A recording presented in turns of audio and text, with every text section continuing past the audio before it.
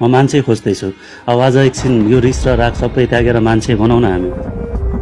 मैले जस्तै तिमीले पनि त सुन्यौ होला नि त्यो गीत, सयौँ थुङ्गा फुलका हामी एउटै माला नेपाली।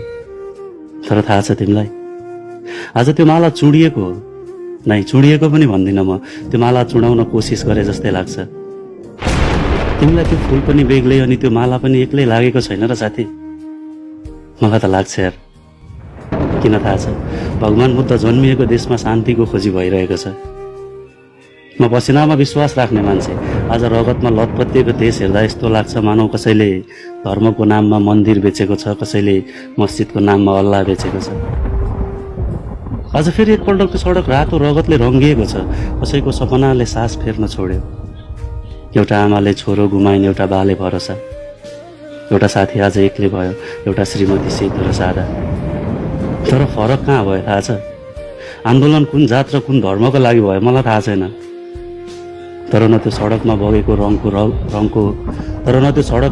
रगतको रङ अर्कै थियो, न त्यो रगत बगेपछि घरमा रुनेहरूको आँसुको स्वाद अर्कै थियो। कुनै आवाजले मन्दिर पुकारे होला, म मान्छु कुनै आवाजले मस्जिद गुहारे होला। तर हार एउटा जिन्दगीको भयो अनि मृत्यु जितको। सानो ठुलो हुन्थ्यो भने लेखेर मान्छेको जात बनाइयो किन पौरख गर्न यी दुई हात? अचम्म लाग्छ यार सोच्दा पनि। हेर न, कुकुरलाई अङ्गालो हालेर घरभित्र भित्राइएको छ अनि मान्छेलाई जात छुट्याएर बाहिर राखिन्छ यहाँ। यदि जात र धर्मले सानो ठुलो छुट्टिने भए आत्मा बनाइयो किन? मान्छे बीच नै फरक हुन्छ भने मान्छेसँग मान्छे नै जोडेर समाज बनाइयो किन? कस्तो धर्म निभाउँदछ यार तिमी मान्छे मारेर? रित्तिएको आमाको कोख उस्तै थिएन र? जिउँदो हुँदा धर्मको नाममा राजनीति गर्छौ, मृत्युपछि जवान छोराको लास बोक्ने त्यो बाको काँध एउटै थिएन र? खै, मैले सिकेको धर्मले मलाई अरूको मन पनि नदुखाउनु भनेर सिकाइएको थियो। तिमी कस्तो धर्मको रक्षा गर्दैछौ रगतको होलीले? मैले कतै पढेको थिएँ, मान्छे प्राणीहरू मध्येको एक विवेकशील प्राणी हो रे। त्यसैले त जनावरभन्दा माथि राख्यो रे। तर कस्तो विवेक हो यार यो? एउटै गोठमा राखेको एउटा पशु बेचिँदा पनि अर्को पशुको आँखा रसाएको देखेको छु। तिमी त एउटै देशमा बसेर धर्मको नाममा मान्छे मारिरहेको छौ। क्या गजबको बुद्धि रहेछ यार मान्छेमा। सुन्दा कसैलाई मेरो आवाज चर्को लाग्छ होला अनि कसैले सत्य नपचेर झर्को मान्छन् होला।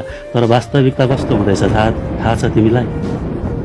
पार्टी र राजनीतिको नाममा सिङ्गो देश बिर्सिँदैछौँ हामी। जात र धर्मको नाममा एउटा नेपालीले अर्को नेपाली मेट्दैछौँ हामी। न वृन्दावासिनीमा कृष्ण कन्हैयाको नामको पछाडि थर थियो, न भगवान रामको नामको पछाडि जात लेखियो। पल्टाएर हेर न तिमी पनि तिम्रो कुरान, त्यहाँ अल्लाह पछाडि कुनै थर भेटियो? फेरि कुन जात र धर्मको लागि लड्दैछौ यार तिमी? धर्म एउटा आस्था हो साथी, भगवान आत्मा भए जस्तो। मन्दिर र मस्जिद दुवै विश्वास र हौसला जगाउने घर हुन्, धरती र आकाश सँगै नभएर पनि साथमा भएको जस्तो। मलाई साँच्चै अचम्म लाग्छ यार दाइ। सृष्टि गर्ने सृष्टिकर्ताको धर्मले केवल सत्य सिकाएको थियो, त्यसैले त उसले बुद्धिजीवी मान्छे बनाएको थियो। अनि हेर न दाइ, मान्छेले कतै हिन्दूको नाम भर पुगेर उसले आफूलाई सुनपानी नै छर्किएको थियो। यदि जातले सानो र ठुलो हुन्छ भने कामीले बनाएको हतियारले अन्न फलाएर किन पेट भरिन्छ?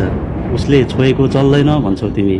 दमैले सिलाएको टोपी शिरमा सजाएर म नेपाली भन्दै गौरव किन गरिन्छ? नाइ दाइ, म स्वीकार गर्दिनँ। म सम्मान गर्छु आफ्नो धर्मलाई, तर हेला गर्दिनँ कसैको धर्मलाई कसैको डरले।